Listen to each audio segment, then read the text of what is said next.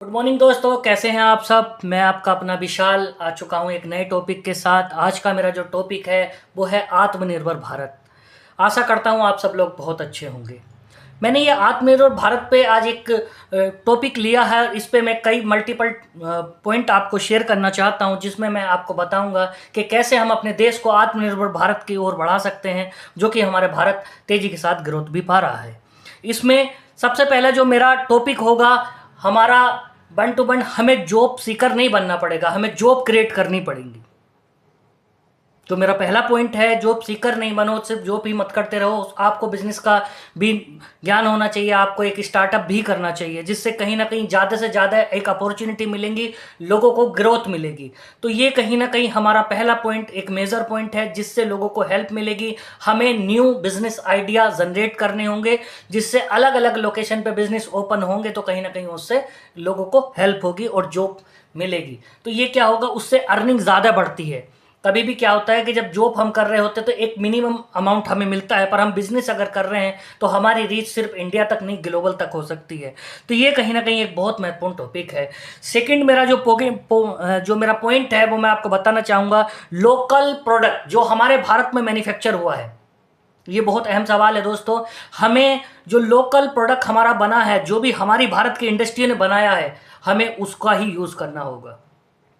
ये बहुत इंपॉर्टेंट है। मैं भारत के हर एक नागरिक से ये अपील करना चाहूँगा कि ज़्यादा से ज़्यादा फोकस आप अपने भारत में बने, मेक इन इंडिया के तहत बने हुए जो भी प्रोडक्ट हैं, हम उनका ही यूज़ करें, हम विदेशी सामानों का यूज़ ना करें।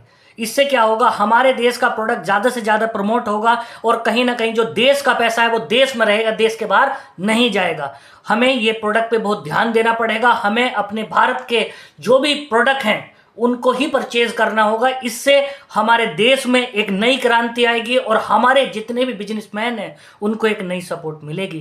तो ये बहुत अच्छा पॉइंट है। इस विषय में आपको ध्यान देने की बहुत ज़्यादा ज़रूरत है और आशा करता हूं कि सभी लोग ऐसा करें, जिससे हमारे जो बिजनेसमैन हैं, जो न्यू क्रिएटर हैं, जो न्यू बिजनेस को एक एम्पायर खड़ा कर रहे हैं, तो कहीं ना कहीं उनको हेल्प मिलेगी। तो आशा करता हूं आप सभी लोग जितने भी लोकल प्रोडक्ट हैं उनको ज़्यादा खरीदें और जितने भी विदेशी प्रोडक्ट हैं उनसे बचें, जिससे कहीं ना कहीं मेरे देश का जो पेमेंट है, जो पैसा है, एक लार्ज अमाउंट हमारा विदेशों में जा रहा है, जिससे हमारे देश को कहीं ना कहीं वो प्रॉब्लम फेसिंग होगी नेक्स्ट फ्यूचर में। तो इसलिए मैं आपसे अनुरोध करता हूँ, आपसे रिक्वेस्ट करता हूँ कि ज़्यादा से ज़्यादा आप जो प्रोडक्ट अगर परचेज करना चाहते हैं तो वो आप इंडिया का ही करें। नेक्स्ट प्रोडक्ट दोस्तों, हमें स्किल को बढ़ाना होगा। हमें अपनी स्किल को बढ़ाना होगा। हमें सिर्फ डिग्रियों से ही काम नहीं चलेगा। भारत के नौजवान जो हैं बहुत ज्यादा पढ़े लिखे तो हैं, उसमें कोई डाउट नहीं है। बहुत सारी डिग्रीज होती हैं, बहुत सारी चीजें हैं, पर क्या है, स्किल की वजह से हमारा जो युवा है वो कहीं ना कहीं लैग कर जा रहा है। हमारे पास डिग्री, हमने एम टेक, बी टेक, हमने बड़ी बड़ी डिग्रियां ले ली, बट कहीं ना कहीं हमारे एक जो स्किल है वो हमें और ज़्यादा इन्हेंस करनी पड़ेगी, अपना आप को डेवलप करना पड़ेगा। ये बहुत मेजर पॉइंट है। अगर हमारे पास स्किल होंगी तो हम नए नए इनोवेशन करेंगे, नए नए प्रोडक्ट को बिल्ड करेंगे और कहीं ना कहीं हमारे बिजनेस, हमारे कहीं ना कहीं पूरे भारत को एक सपोर्ट मिलेगी। तो कहीं ना कहीं हमारे देश में स्किल की आज भी कहीं कहीं ना कहीं एक कमी है, जो कि हमें सीखनी होगी। हमें अपनी स्किल पे काम करना होगा। अगर हमारे युवा पे स्किल होगी तो कहीं ना कहीं मेरे देश को एक मजबूती मिलेगी, एक देश को बढ़ता हुआ एक सितारा मिलेगा। तो आपसे मैं रिक्वेस्ट कर रहा हूं कि अपनी स्किल को बढ़ाओ, सिर्फ डिग्रियों के भरोसे मत बैठो। डिग्री चाहे किसी भी फील्ड की हो, मैं ये नहीं कह रहा कि हमारी डिग्री करना खराब होगा, ये बहुत नेगेटिव इम्पैक्ट होगा, मगर मैं ये कहना चाहता हूं कि डिग्री से ज्यादा फोकस आपका स्किल पे होना चाहिए। स्किल इंडिया, अगर स्किल, हमारा युवा स्किल्ड है तो हमें कहीं ना कहीं एक बहुत बड़े पैमाने पे एक पहचान मिल सकती है और हमारे देश में इसमें ग्रोथ मिलेगी। हमारे युवाओं को स्किल पे ज़रूर काम करना चाहिए, तभी हम आत्मनिर्भर भारत में बना पाएंगे। ये बहुत बड़ा योगदान है। तीसरा मेरा जो एक पॉइंट है, हमें मॉडर्न फार्मिंग लानी पड़ेगी दोस्तों। अभी हमारे पास क्या है, हम लिमिटेड ही फार्मिंग कर पाते हैं। अभी ऐसा नहीं है कि भारत के कई राज्य ऐसे हैं जो बहुत ज़्यादा प्रोड्यूस करते हैं, जिसमें गेहूं, चावल, मक्का, धान, अलग अलग क्षेत्रों में अलग अलग फसलें होती हैं, पर हमें इसको और नेक्स्ट लेवल पे बढ़ाना पड़ेगा। इसलिए हमें मॉडर्न टेक्नोलॉजी का यूज़ करना पड़ेगा। कहीं ना कहीं अगर हमें अपने किसानों को एजुकेट भी करना पड़ेगा। अभी तक जो हमारे किसान बहुत लगन से और जो मेहनत से काम करके जो हमें फसलें उगा करके दे रहे हैं, उनके लिए भी हमें कहीं ना कहीं हमें युवाओं को ही आगे बढ़ करके आना पड़ेगा। अपने किसानों को कहीं ना कहीं हेल्प करनी पड़ेगी, उन्हें स्किल सिखानी पड़ेगी, उनको एक मॉडर्न टेक्नोलॉजी से ऐड करना पड़ेगा, जिससे हमारे भारत का जो किसान होगा वो कहीं ना कहीं एक नेक्स्ट लेवल पे जाएगा, जिससे किसान की इनकम भी दोगुनी होगी। इससे हमारे देश के जो किसान हैं, जो गरीब किसान हैं, उनको कम जो लैंड है, आज के टाइम पे हमारे जो भारत के किसान हैं उन पे लैंड की जो कमी है वो काफ़ी मात्रा में बढ़ चुकी है। अभी कुछ ही किसानों पे बहुत ज़्यादा लैंड है, पर जो मिडिल क्लास के जो किसान है उस पर लैंड की भारी कमी है। अब हमें कुछ ऐसे इनोवेशन भी करने पड़ेंगे जो कम लैंड में ज़्यादा से ज़्यादा प्रोडक्शन हम कर सकें। इसके लिए हमें मल्टीपल लेयर का भी काम करना पड़ेगा। सिर्फ यही ना हो कि एक टाइम पे एक ही फसल हो रही है, हम एक टाइम में कम से कम 2 से 3 फसलों का हम इनोवेशन करा सकते हैं। इस तरीके की जो मॉडर्न फार्मिंग होगी वो हमारे किसानों को आज सीखने की आवश्यकता है। इससे उन्हीं के परिवार के लिए एक मदद मिलेगी और कहीं ना कहीं मेरे देश का किसान आगे बढ़ेगा। इससे हमारे देश की उन्नति होगी और हमारे देश में कभी अनाज की कमी नहीं होगी। नेक्स्ट पॉइंट है दोस्तों, मोबाइल से हमें कमाई करनी होगी। आज के टाइम कुछ ऐसे इनोवेशन टेक्नोलॉजीज पे आप काम करिए, जैसे हमें सोशल मीडिया पे ज़्यादा से ज़्यादा एक्टिव होना चाहिए। मैं भारत के युवा से हम्बली रिक्वेस्ट करता हूं कि ज़्यादा से ज़्यादा वो सोशल मीडिया पे आएँ, अपनी क्रिएटिविटी को दिखाएं, अपनी स्किल को शो करें, ताकि हम मोबाइल से एक अर्निंग का सोर्स बना सके।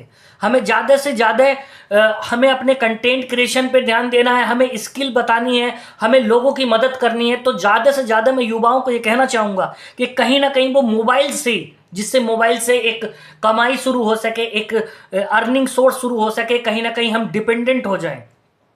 ऐसा ना हो कि हम भारत में से बाहर जाकर ही जॉब करें। हमें आत्मनिर्भर भारत अगर बनाना है तो कहीं ना कहीं मोबाइल पे भी शिफ्ट होना पड़ेगा। हमें अपनी स्किल को लोगों तक पहुंचाना पड़ेगा, ये बहुत ज़रूरी है। और ये एक बहुत बड़ी क्रांति रहेगी, जिससे भारत को एक नेक्स्ट स्टेप मिलेगा और मेरा भारत आत्मनिर्भर भारत बनेगा।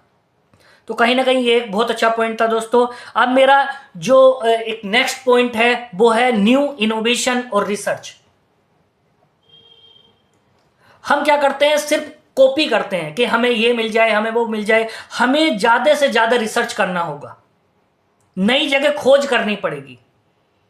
जैसे पेट्रोलियम हो गया, हमें कोई खनिज पदार्थ हो गया, या किसी भी चीज़ की मैं दोस्तों कहना चाहूँगा कि हम जिस भी फील्ड में हैं उसमें हमें रिसर्च करनी पड़ेगी। ज़्यादा से ज़्यादा रिसर्च पे हमें ध्यान देना पड़ेगा। ये भारत के जितने भी युवा हैं वो ज़्यादा से ज़्यादा एक रिसर्च पे काम करें, ताकि हमें न्यू इनोवेशन, न्यू आइडिया मिले, जिससे हमारे देश को बढ़ाने में हमारी मदद मिले और वो आइडिया सक्सेस हो और हमारे देश की ग्रोथ होनी चाहिए। तो ज़्यादा से ज़्यादा फोकस हमारा कहीं ना कहीं अगर होगा तो वो सिर्फ इनोवेशन पे हो, एक रिसर्च पे हो। रिसर्च से क्या होगा कि हमें कुछ आइडिया मिलेंगे, उन आइडिया को हम इम्प्लीमेंट करेंगे। इम्प्लीमेंट करने के बाद हमें जब ग्रोथ मिलती है तो उससे अर्निंग होती है और कहीं ना कहीं हमारे देश को ग्रोथ मिलती है। तो ये बहुत मेजर पॉइंट है दोस्तों, ये भी एक अच्छा पॉइंट था। इसके बाद हमें ग्लोबली लेवल पर अपने टैलेंट को शो कराना पड़ेगा। दोस्तों मैं आपको बताना चाहता हूं कि सिर्फ हम इंडिया में ही नहीं, हम विदेशों तक अपना डंका बजाना होगा। हमें अपने प्रोडक्ट के दम पे, अपनी स्किल के दम पे हमें ग्लोबली को अपना टैलेंट दिखाना पड़ेगा कि हम भारतीय इस लायक हैं। हम एक अच्छे टैलेंट और एक अच्छी स्किल हमारे अंदर है जो हम विदेशों तक शो करें। सिर्फ भारत में रहकर के नहीं, हम दूर जाकर के भी, दूर से पास से या जैसे भी, ऑनलाइन ऑफलाइन जैसे भी हो, हमें विदेशों तक अपनी रीच को बढ़ाना पड़ेगा। हम ग्लोबली लीड करेंगे तो आज के भारत के जो नौजवान है वो कहीं ना कहीं एक स्किल ऐड करके कहीं ना कहीं इंटरनेशनल मार्केट में भी अपने टैलेंट को शो करे। इससे क्या होता है कि एक अर्निंग सोर्स मिलती है और हमारे देश को भी बूस्ट मिलता है। तो ये भी एक अहम सवाल है, एक अहम पॉइंट है। अब इसके बाद हमें एक चीज और ध्यान देनी पड़ेगी, ये मेजर पॉइंट है, हमें डिसिप्लिन भी लाना पड़ेगा। डिसिप्लिन मीनिंग द सेंस कि हमें क्या, हमारे जो हाईवेज हैं, कभी कोई भी लेफ्ट से आ रहा है, कोई राइट से जा रहा है, कोई इनोवेशन नहीं, कोई टाइमिंग नहीं। जापान के अंदर अगर आप देखेंगे तो यहाँ पे तो एक एक घंटे का भी कोई मायने नहीं है, बट वहाँ पे सेकंडों का है। अगर देश को ग्रोथ दिलानी है दोस्तों, तो कहीं ना कहीं हमें डिसिप्लिन भी अपने अंदर लाना पड़ेगा। हमें एक एक मिनट, एक एक सेकंड का कहीं ना कहीं हमें अपने आप को देखना पड़ेगा कि मेरा टाइम ही मनी है। हमें टाइम को बहुत ज़्यादा फोकस करना पड़ेगा, टाइम के बारे में हमें सोचना पड़ेगा, क्योंकि अगर पैसा गया कोई बात नहीं, बट अगर टाइम चला गया ये वापस नहीं आएगा, पेमेंट फिर भी आ जाता है। तो फोकस हमारा जो होना चाहिए वो टाइम पे होना चाहिए। मैं भारत की जितनी युवा पीढ़ी है उससे ये कहना चाहता हूं कि अपने टाइम मैनेजमेंट को, अपने शेड्यूल को, चाहे वो स्टूडेंट हो, जॉब वर्कर हो या बिजनेसमैन हो, अपने टाइम को बहुत ज़्यादा एक टाइम टेबल बना करके अपने टाइम को इंगेज करके उसमें एक हेल्प करिए। एक देश के बढ़ते हुए आत्मनिर्भर भारत में आपके टाइम का बहुत बड़ा योगदान रहेगा। इससे कहीं ना कहीं टाइम, जब हमारी एक जो हमारे हम ग्लोबल जाएंगे, हम कहीं भी जाएंगे तो हमें एक डिसिप्लिन दिखाना होता है। कभी भी जापान के कभी लोग आते हैं इंडिया में, उनकी कंपनी होती है तो वो एक एक सेकंड का हिसाब ले लेते हैं, पर भारत में ऐसा नहीं होता। काफ़ी जगहों में हमें इग्नोर कर देते हैं, हम टाइम को ध्यान नहीं देते। पर मैं ज़्यादा से ज़्यादा अपने देश के नौजवानों से ये रिक्वेस्ट करूँगा कि कहीं ना कहीं आपको अपने टाइम पर ध्यान देना पड़ेगा, जिससे हमारे देश में एक नया इनोवेशन भी आएगा और डिसिप्लिन क्रिएट होगा। तो ये भी एक बहुत अच्छा पॉइंट था दोस्तों। एक नेक्स्ट जो मेरा पॉइंट है वो है टेक्नोलॉजी का ज़्यादा से ज़्यादा यूज़ करना पड़ेगा। आज भारत के युवा को सिर्फ हार्ड वर्किंग पे ही नहीं, स्मार्ट वर्किंग भी करनी पड़ेगी। डिजिटल इंडिया, इस डिजिटल इंडिया में हमें न्यू इनोवेशन, न्यू टेक्नोलॉजी का यूज और स्किल इंडिया पे ध्यान देना पड़ेगा।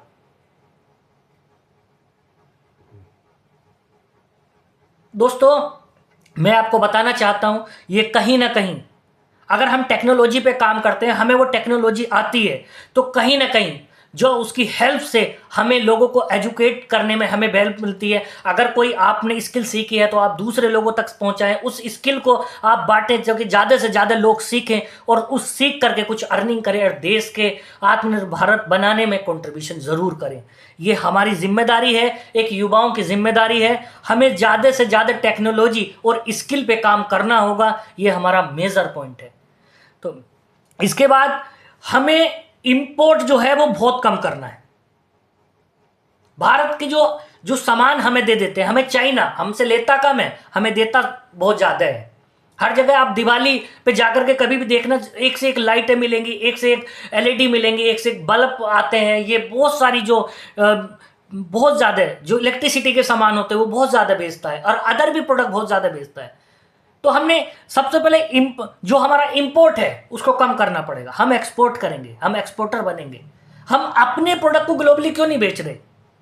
हमारे जितने भी बिजनेसमैन हैं, हमारे जितने भी किसान हैं, हमें ये सोचना पड़ेगा कि हम एक्सपोर्ट कैसे करें। अगर एक्सपोर्ट करेंगे तो वहां से हम ग्लोबली करेंसी को ला सकते हैं, जिससे हमारे देश में मदद मिलेगी। हम अपने प्रोडक्ट को ग्लोबल में शो कराएंगे और हमें बेस्ट क्वालिटी देनी पड़ेगी। ये नरेंद्र मोदी जी ने भी कहा है कि हमें अपने एक्सपोर्ट को बढ़ाना होगा, हमें अपने प्रोडक्ट में क्वालिटी देनी होगी, तभी तो हम आत्मनिर्भर भारत में बने रहेंगे और हमारा भारत आगे बढ़ेगा। तो मैं अपने देश से, किसानों से, बिजनेसमैन से ये कहना चाहता हूं कि हमें अपने प्रोडक्ट को एक तो क्वालिटीदार बनाना है, दूसरा हम ग्लोबली एक्सपोर्ट करेंगे। ज़्यादा से ज़्यादा अपॉर्चुनिटी को हमें ग्रैब करना होगा, तभी हम एक अच्छे लेवल पे पहुंच पाएंगे। आशा करता हूं आप सभी को ये पॉइंट मेरे बहुत अच्छे लगे होंगे। आपका बहुत बहुत धन्यवाद। थैंक यू सो मच समय देने के लिए। मैं आपका अपना विशाल, थैंक यू।